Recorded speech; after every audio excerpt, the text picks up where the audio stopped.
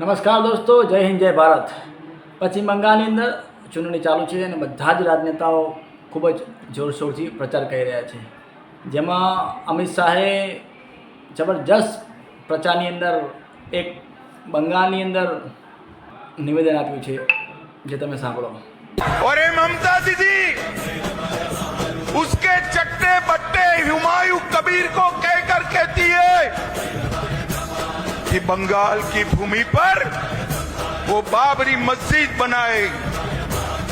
मैं कहकर जाता हूं, हुमायूं कबीर कान खोलकर सुन लो, इस भूमि पर कोई माई का लाल बाबरी मस्जिद नहीं बना पाएगा।